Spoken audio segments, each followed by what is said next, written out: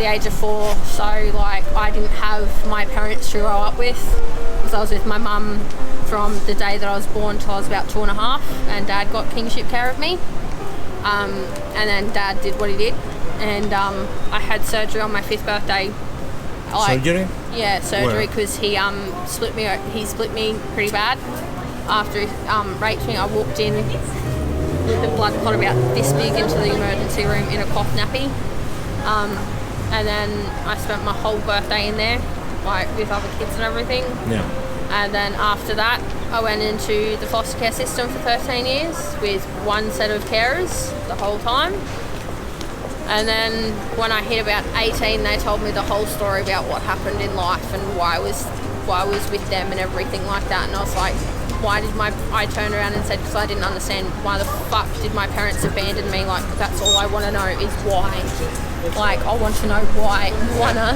I want to know why my mum didn't stand up and didn't fight for me like she promised she would.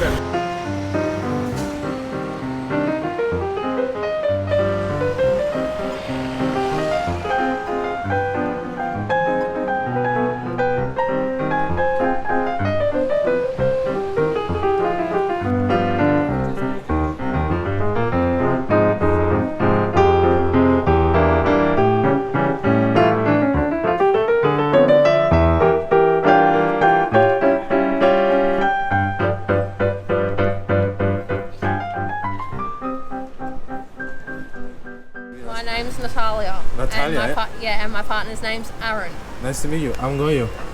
Nice to meet you too. And they turned around and said, it's all because your mum doesn't see you as, her daughter. She sees you as a victim, and she won't get over that, Natalia. Like, it's hard, because it's like people sit out here tell me to go home to family and everything, and when I tell them that I can't, they're like, why can't you? And then they want me to explain the story, and it's just like, I don't want to relive that all over again. Like, I've moved past that. I've been in a relationship for like 4.5 years, going on 5, and it's the best thing that's ever happened, because being with him, being with my partner, I feel safe and I feel comfortable. Like, I feel connected to him. I feel like he's my safe haven. I feel like he's going to protect me no matter what, because he's already done that several times. Like, before, we went to Harvey Bay for 2 years because we were really bad meth addicts. We self-detoxed for 2 years and got ourselves clean.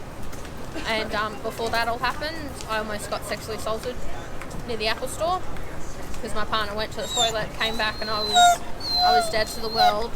And someone came up and had his pants halfway down and was almost about to rape me, and my partner's pretty much smacked him in the nose and said, get the fuck away from my partner. And he's like, what, is that your partner? And it's like, yeah, can't you see my shit's there, mate? She's not fucking single, she's fucking taken. I am her fucking partner, and if you don't get the fuck off of her, I'll literally cave your head in, cunt. Like, it's who he is, it's who he's built himself to be. He's built himself to be the protector of everyone. I can help him with his flaws, because he has ASD, so he has autism disorder. Your partner? Yeah, and he has a chromosome, so that's why he's so tall. He's 6'7", so he's giant. He's a big boy. But at the end of the day, people look at us and think, if they just see us as just drug addicts sitting on the street doing whatever the fuck we can to get our next fix. So with me, I'm completely opposite. So what I do is, instead of getting food for like myself and everything like that, I worry about getting food for my dog, which is Moana, and I worry about getting food for my partner, because he means more to me than anything in the world. Literally, I will make sure that them two have been fed before I eat, because I'm used to it. I do it every day. I pretty much will make sure that there's always, either I take food back for my partner, or, I make sure that there's at least a tin of dog food for Moana to eat as well. Like, because at the end of the day, I don't see myself as important. I see my partner and my dog as important to me. What were you? No, At all? I have not touched drugs throughout 4 years, going on 5 now, literally. Me and my partner self-detoxed, and we've been clean ever since. We haven't touched anything at all. Like, my partner can't work because he has 5 bulging discs in the lower part of his back. Because with him, his spine, his body's growing too fast for his spine to catch up.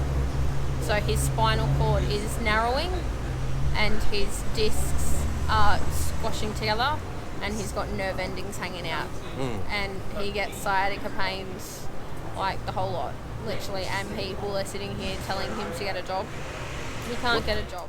The people who really do drugs, I honestly think that they're destroying it for a lot of people that don't do drugs, and all they're trying to do is just get, you know, a roof over their head because, you know, it's raining outside or it's cold, and, you know, you can't sit out here sleeping on the ground because the concrete takes the heat out of your body and you will literally sit there and freeze all night. Doesn't matter how many blankets you have, you will freeze. Right. I know. Like, you know, people that sit out here and rake up money for drugs, honestly, they just need to stop. Like, what people don't actually see out here is there is a lot of people that sit out here and do what I do, what me and my partner do, that actually have places to go home to. You know, like, they have units and everything like that, and they're just sitting out here rewarding every person because for shits and giggles. You know, like, that's not right. Actually goes on in my head that I want to say is actually pull your heads out of your fucking asses and actually have a look around. Like, you know, they have materialistic things that can be taken away from them within, like, 2 seconds. And what are they going to be left with? Nothing. And they're going to be in the same fucking predicament as me. Like, they don't realise that materialistic bullcrap won't bring you happiness nor money. It's yourself that you've got to worry about. You know, if you have an animal, worry about your animal, not your fucking car when you got to get it when you got to get it, take it to get, you know, maintenance done and all that crap. You know, worry about something other than materialistic crap. So pretty much all I can say is just pull your heads out of your fucking asses. I really do. I honestly have a dream.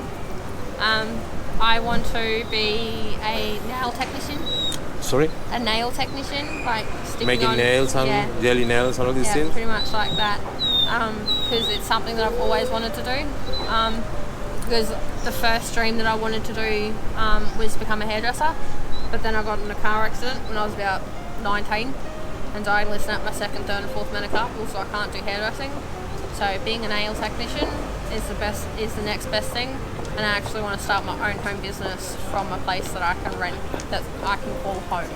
Because if I get a house and a roof over my head and I can call it home for myself, what people don't get, doesn't matter what drug you use in your life, it will fuck every relationship. You will burn every fucking bridge. I've done that. You know, actually no, my mum did that before I even touched drugs. Like, people ask me, why did you do meth? And I'm like, because it was to take away all the pain.